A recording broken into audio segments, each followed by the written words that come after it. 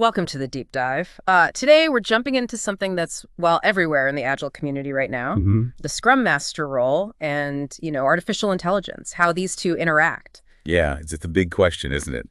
We've got this material here for the deep dive, and it really boils down to, will AI replace the Scrum Master? Right. Or maybe just make them stronger. That's the angle we're exploring. Exactly. So our goal today is to sort of unpack what the sources say about AI Scrum Masters, what they say about human ones. Put them side by side, maybe? Yeah, compare them, look at where each one really works best. And try to figure out what this means for Agile leadership going forward. Yeah. We want to pull out the key takeaways for you listening. Okay, so let's start with this idea of an AI Scrum Master.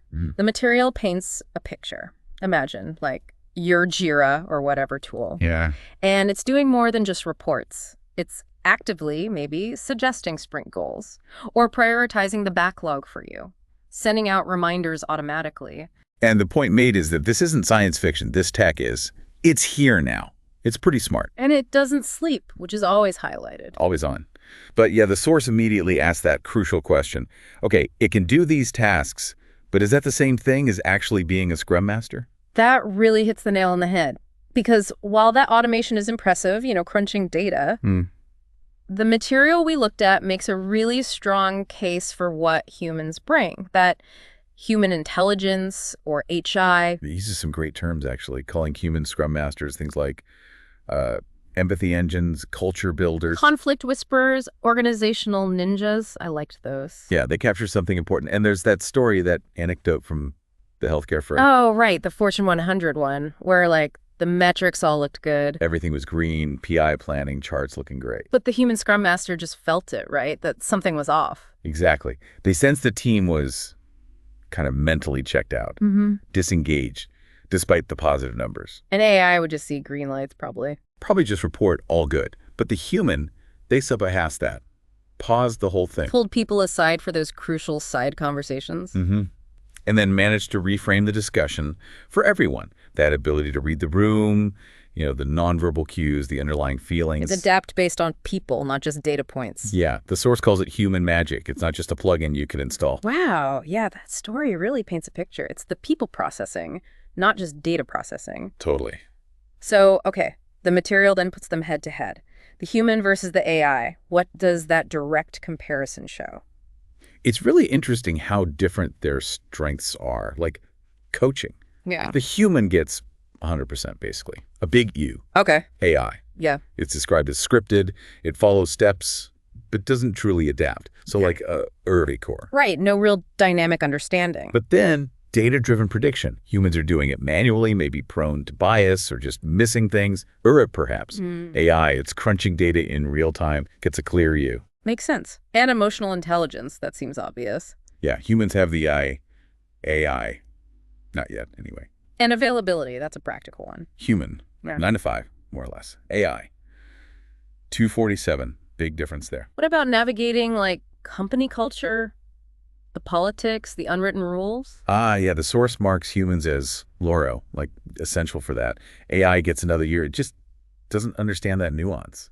Okay, but then we have the automation stuff. Reminders, routine tasks. Right. Humans can be forgetful sometimes, maybe an O symbol there, but AI, absolutely reliable, a definite U. So looking at that whole list, Yeah. it's clear they're good at different things. Completely different strengths, different roles almost, but the source is careful to say they share the same goal, high-performing, empowered teams. Which leads to the practical question, right? If you're in an Agile team now, where should you leverage each one? Where do they actually excel according to this material? Okay, so for AI, the sources point towards areas needing massive efficiency or scale. Think huge, multi-team scaled Agile setups. Like SAFe or something similar, where coordination is complex. Exactly. Or those hyper-automated CI/CD pipelines where everything is about speed and precision. And the metric reporting we mentioned, nudging behaviors based on data. Perfect for AI. It's consistent, tireless. It's built for that repetitive, data-heavy work. The strength there is really efficiency. Okay, so that's AI's sweet spot. What about the human Scrum Master? Where do we still absolutely need that human touch? That's where the really transformational work comes in. The stuff that changes how people work together. Like conflict resolution is a big one. That needs empathy, understanding context. It's messy. Definitely not something you want a script handling. No way. driving real culture change in an organization. That's about changing hearts and minds. Navigating tricky stakeholder relationships, executives.